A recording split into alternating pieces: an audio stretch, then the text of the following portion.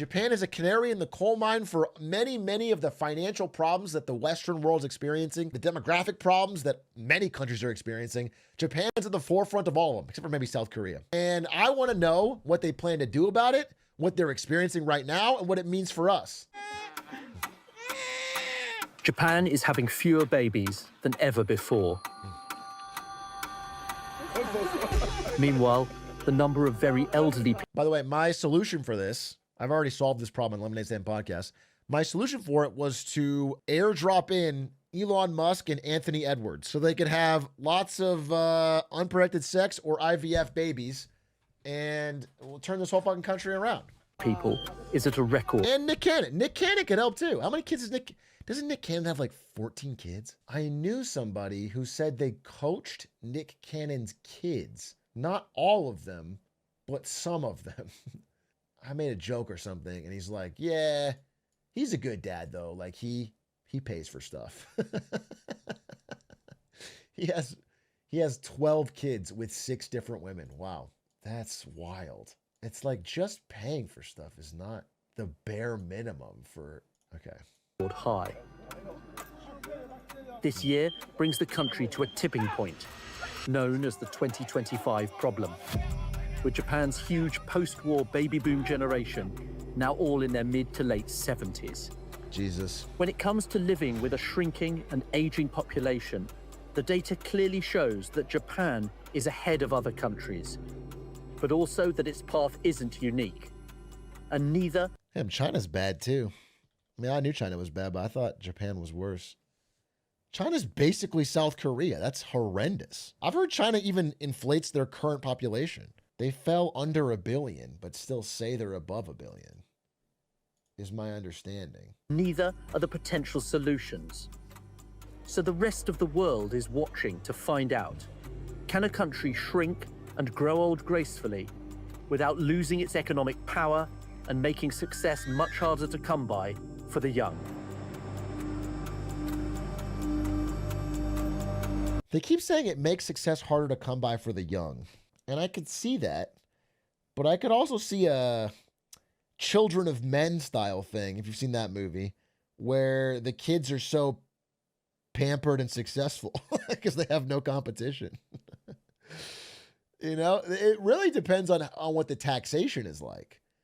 If the few working adults are taxed to their entire worth to try and pay for an aging society, well then yeah, they're going to live in, they're going to revolt.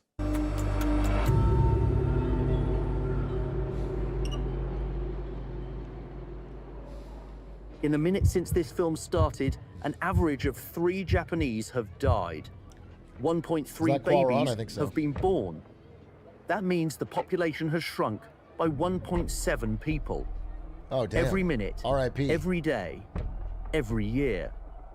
Damn. Keep going at the same rate, and according to the government's own projections, by 2050, Japan will have shrunk by a number equivalent to the current population of Australia.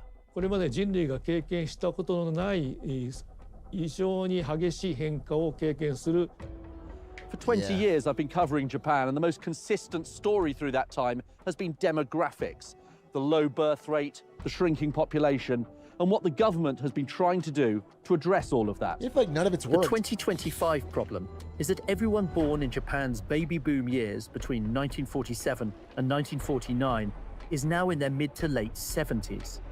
The point in the average person's life when medical and care costs start to soar. Right. The worry is that Japan's current and future working population is too small to bear the financial burden of the social, health and welfare system that Japan has come to expect. Is this the dark reason why they have those shows where Japanese kids have to go out and do it on their own? Where the kid has to go to the store by himself? Is it because they're trying to get them working young? They need them old enough. Yeah. 日本社会の在り方に対して、ものすごく大きな影響を与えると考えています。So, what exactly has gone wrong? And is it even right to think of the problem in these terms? Japan's total fertility rate, that's the average number of children that a woman would have over her reproductive years, has been among the world's lowest for about 70 years now. Most recently, it's been at around Yikes. 1.2, where 2.1 is what you need to maintain a stable population. Now, South Korea's birth rate has gone even lower in the last few years, down to around 0.7. Okay.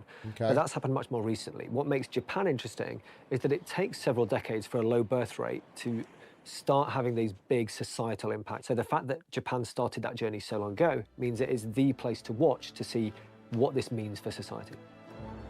It's kind of cool of Japan to take one for the team internationally, to try 240% debt to GDP and to try 70 years of low birth rate so that we can all like watch them and see how it goes. That's pretty base, Japan. Thank you. W. Japan has been bracing for full-blown demographic crisis for more than 30 economically stagnant years. But during that time, the country has continued to produce world-class companies and maintain admirable social stability. So what, if anything, should the rest of the world learn from Japan's experience? Japanese people have been able to live to extreme old age en masse because of the country's economic success, a generous public healthcare system, and a healthy lifestyle.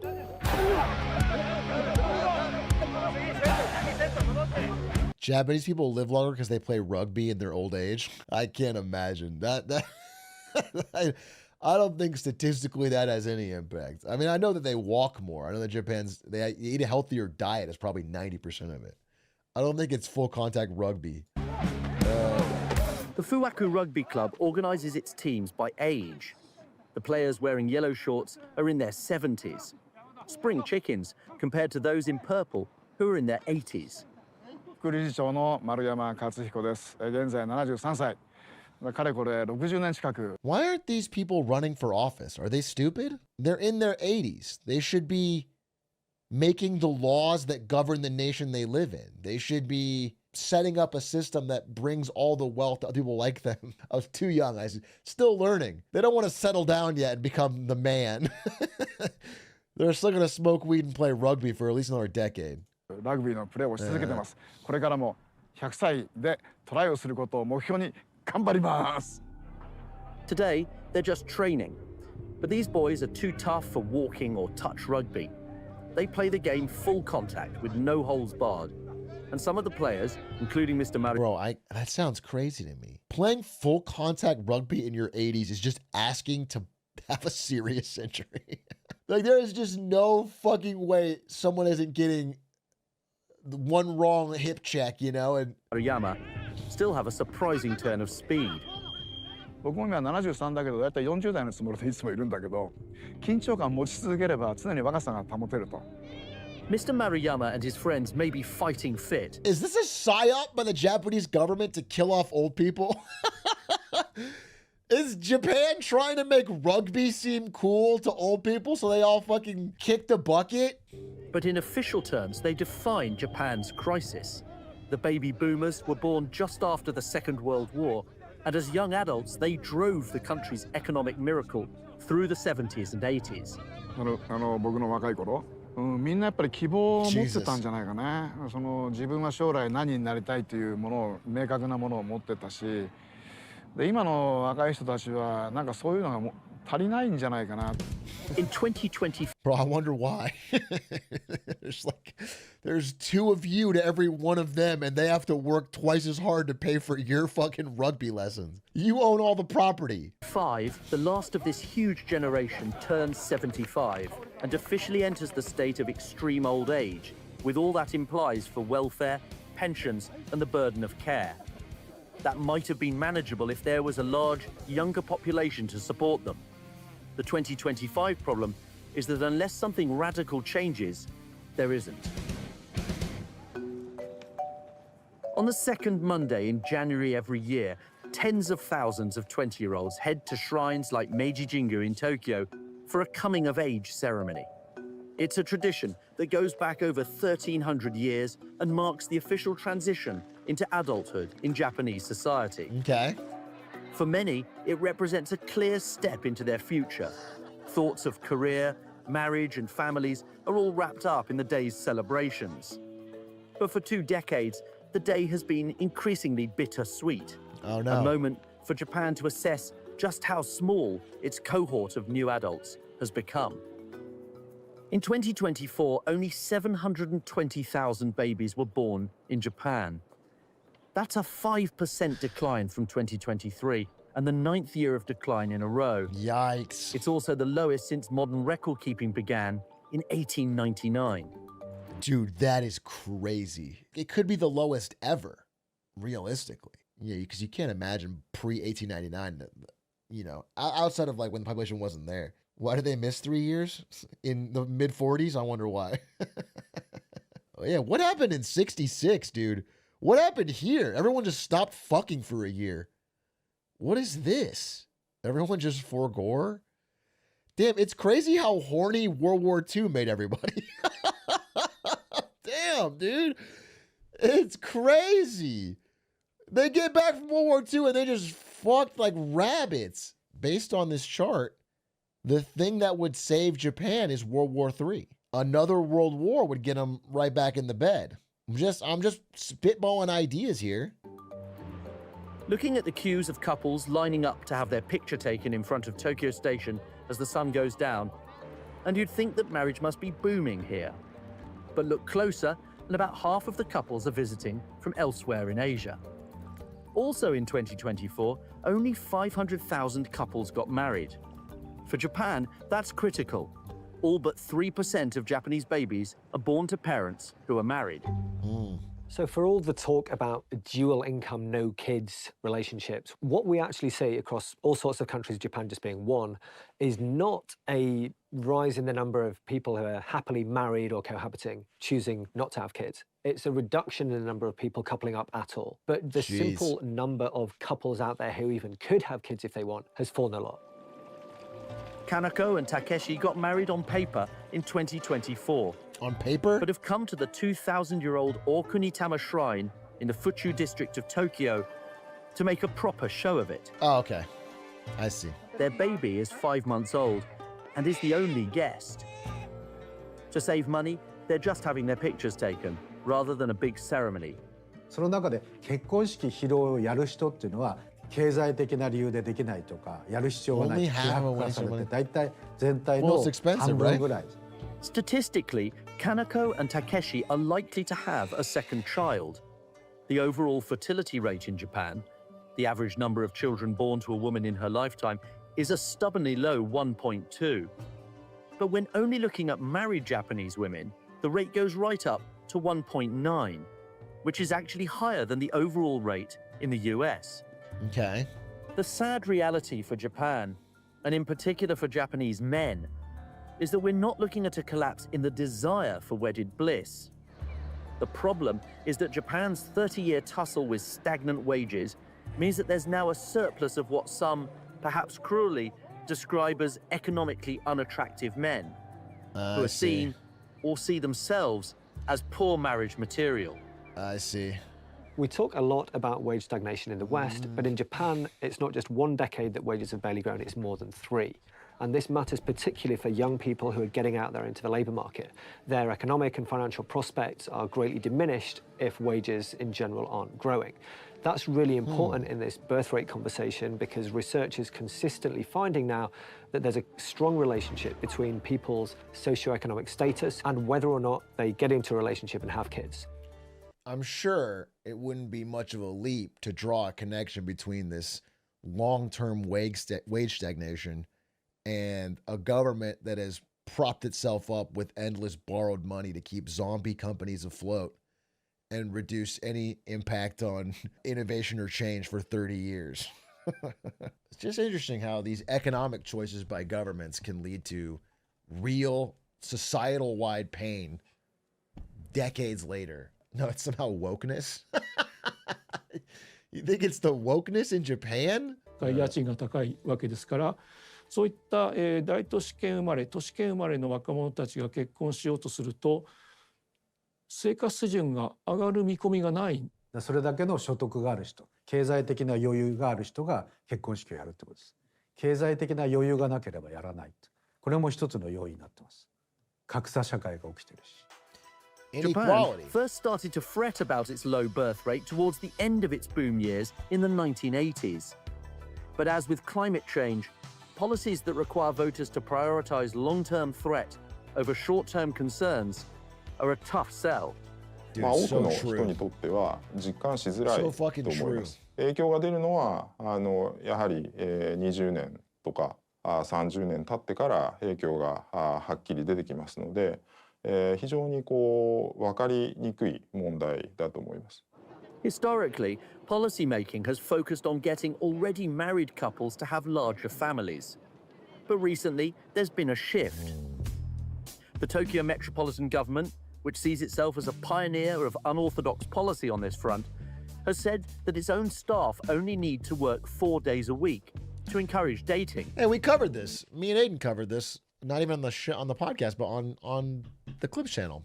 When Aiden came over, we read the story. It's also launched a marriage app to help promote romance between the young and the fertile. A young and fertile marriage app. That's romantic. It's the Fast and the Furious spinoff. The young and the fertile.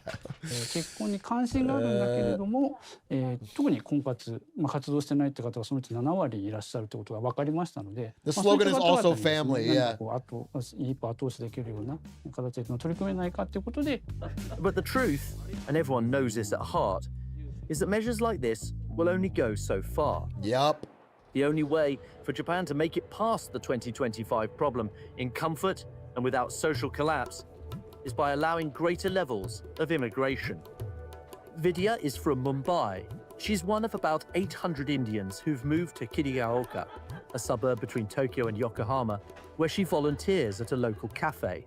I came with my husband as he's working in IT company, and I'm here been from last 7 years. Vidya's children go to an Indian school nearby. Japan's like... And while the kids all play together in this local park, the Indian community have so got an far LA mostly shirt. kept to themselves. Oh, it's Dodgers. 'Cause Outwardly, the government gives the sense that it has no plans for a big loosening of immigration. In reality, Japan has quietly pivoted to accepting more immigrants, including unskilled workers. One projection suggests that at the current rate of increase, foreign nationals could represent about 10% of all residents in Japan within 20 years. For Japan, that's as big a psychological shift as it is a practical one. Sachie Musashi set up the Kiri Cafe 2 years ago, initially as a project to ease relations between the new Indian community and local Japanese. でそこでこうAll of the Japanese immigrants should be weebs. It should be like a big neck-bearded guy who reads manga and anime all day. That would be the best outcome. It won't help with the birth rate, but it will get them out of here, you know? It's a win-win. 同じ地域で、人と人がつながる。でそこがこう常設の場所であるっていうことにも私たち意味があるなと思う。Kiri Cafe is now something of a community center, offering cheap lunches, language classes, and the chance to cook Japanese That looks food. good. I have seen... Bro, Japan's freaking out right now about rice prices. They're spiking. And there was a economics minister in Japan.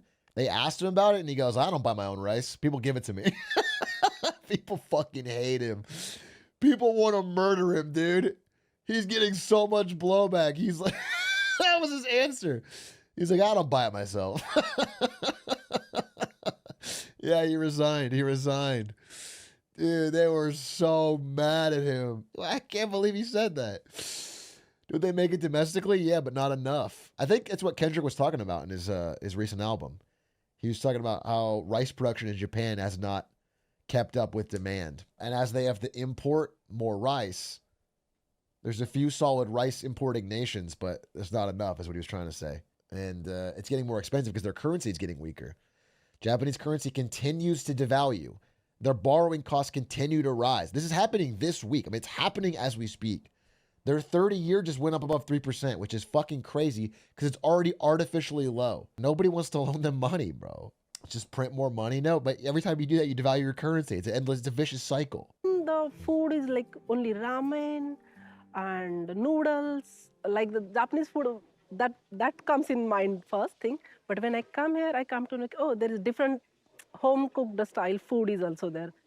そういうことで同じキッチンに立つことでなんか何でもない悩みを話ができたりとか、いわゆる味付けとか調理法だけじゃなくってちょっとこんなこと嬉しかったんだとかこんなこと困ってるんだっていうのが本当にお互いにシェアできるような隔たりのない。 Here in Kirigaoka, the South Asian community is slowly starting to integrate with its Japanese neighbors. But will the rest of the country be as welcoming as Mrs. Musashi, especially when the immigrants are not highly educated IT specialists, but lower skilled workers in construction, care homes, and retail? I mean, Japan has opened up on immigration in recent years, but levels are still much lower than what we're used to in the West.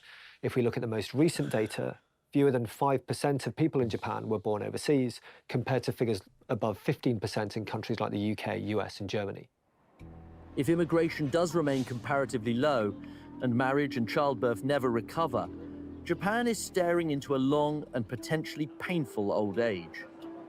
The country's infrastructure is about to feel an unprecedented strain. Extreme old age means Japan needs more nursing homes, better hospitals, more carers, and more money to support all this, simply to keep living standards where they are.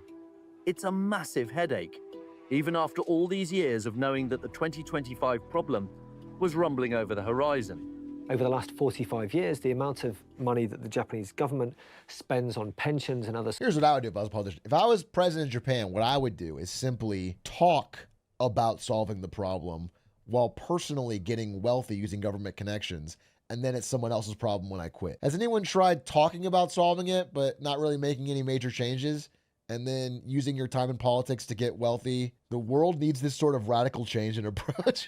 I think more leaders around the world should do this for the big problems of our time. I feel like we have a problem all over the world right now with leadership that cares too much. They're trying too hard to do long-term solutions for things. And it's like, boring. Why don't we focus on yourself and your happiness and leave the real problems for the next guy? Support for the elderly has rocketed and is now equivalent to about 10% of GDP. That's gone from significantly below the average for high-income countries to significantly higher. Damn, bro, what is this? 10% of GDP on elderly care? And they're not even, I mean, it's about to get worse. But there are other ways of measuring the costs of an elderly population too, such as the rate of innovation. The number of patents granted to Japanese researchers has fallen significantly in line with the decline in the working age population. And while Japan must cope with the consequences as a nation, businesses must work out how to make some money out of it. As any parent knows, nappies are an important product in the first few years of a child's life. ユニチャームそのものは生まれてから亡くなるまでずっと寄り添っていくような商品があって。 The company sells its products all over the world. But in its home market, Unicharm has shifted its focus from babies to the elderly. ビジネスチャンスと捉えてます。で、人口自体はやっぱり減少してる中なんですけども、我々はやっぱり女性を起点にして、まさにライフタイムバリューでどうその女性の一生の中で、日本の場合は人生100年時代という言葉が使われてますけれども。 Everywhere in the world, aging is a big business opportunity. But here in Japan, where the population is 30% above retirement age, it's a massive opportunity. That's so wild. Ito-en is Japan's... Dude, 1 in 3 Japanese is above retirement age. That really is fucking crazy when you put it like that. And getting worse. That is absurd. Biggest tea maker and producer of the bottled Oyocha brand that ranks as the country's #1 favorite. But here at Asia's biggest trade show for elderly care, they're marketing a new version of Oyocha with a thicker, slightly gelatinous texture. 人口のそのうちの2割から3割ぐらいの方は飲み込みに不安があって、飲み物にとろみをつけて飲まなくてはいけないという課題がございます。で、味もそれほど美味しくはないですし、あと手間暇もかかってしまうので、飲料メーカーとしてそういった方々に美味しくお茶を飲んでいただく、というために。 But the business of... And people say Japan isn't innovating anymore. They have new brands of adult diaper and tea that you can drink when you're old. Who needs Sony as a global leading electronics brand?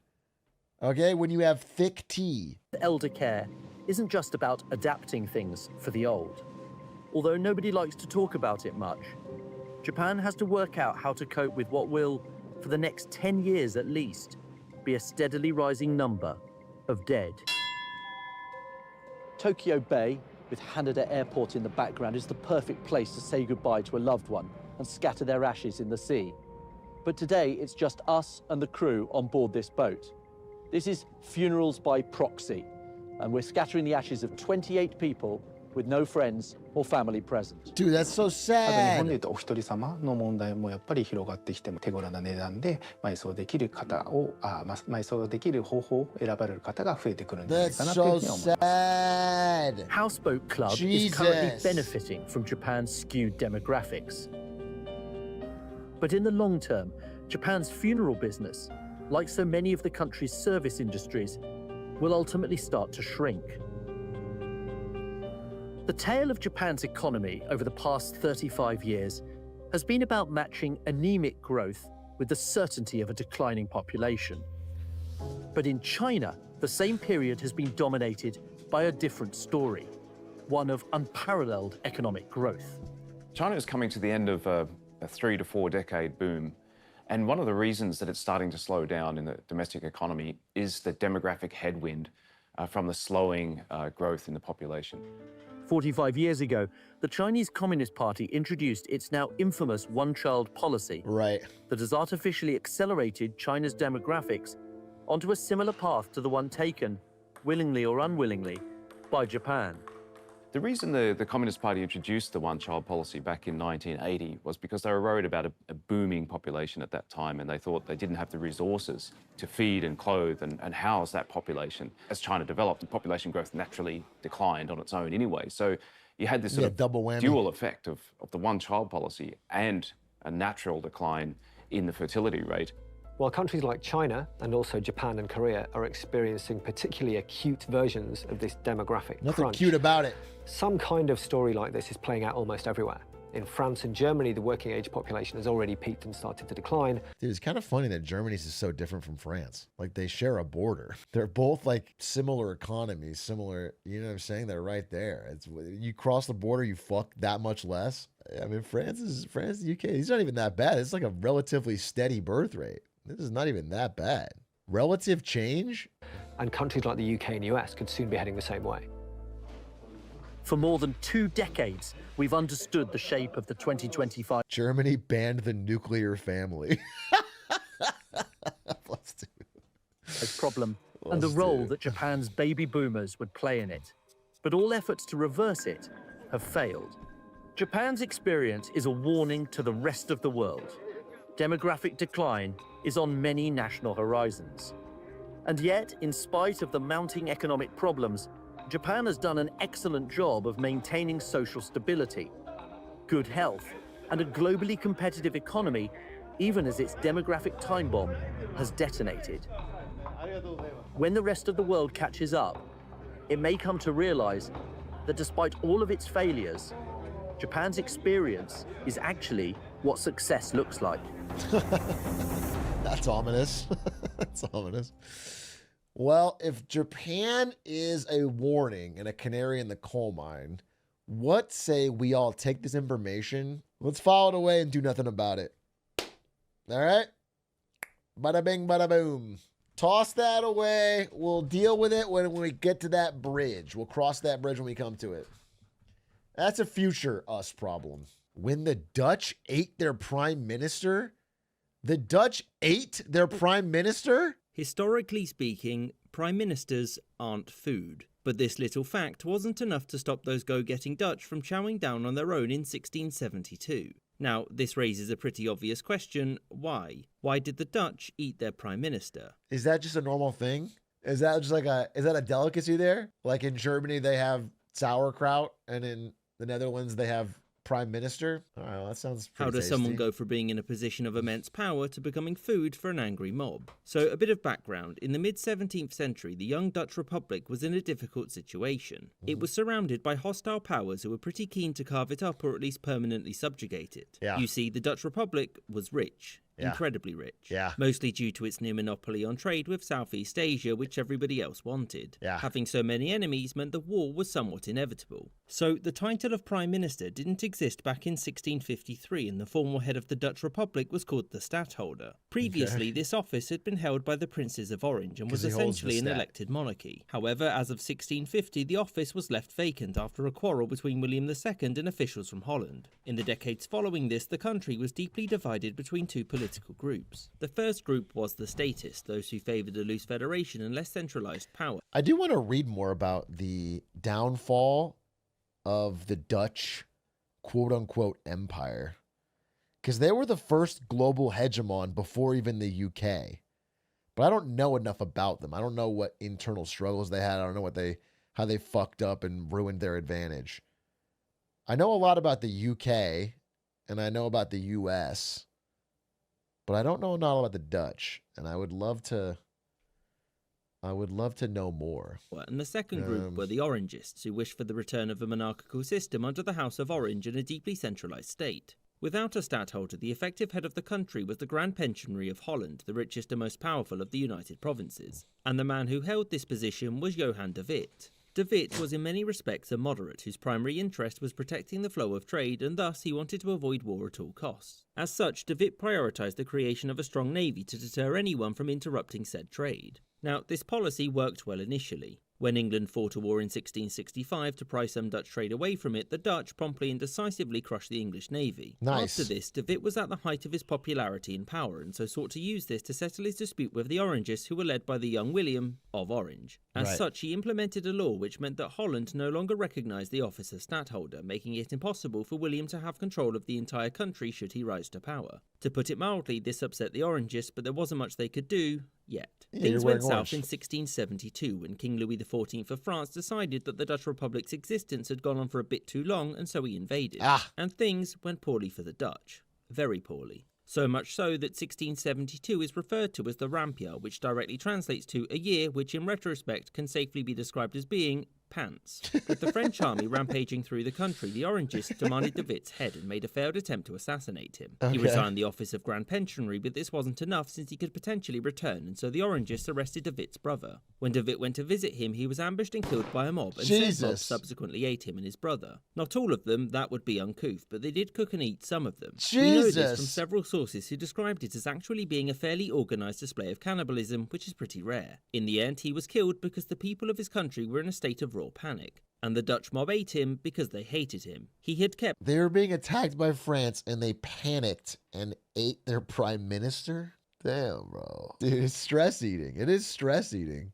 their rightful monarch away from power, and so they sought to humiliate him in death. And in case you're wondering, the reaction to their deaths in the Netherlands was that it was justified, and the new stadtholder, William, quickly pardoned everyone. So if you only take one thing away from this, when leaders mess things up royally by losing a war and alienating half of their own country, they move on to the list of things eligible to be eaten. Something to remember if you ever want to go into politics.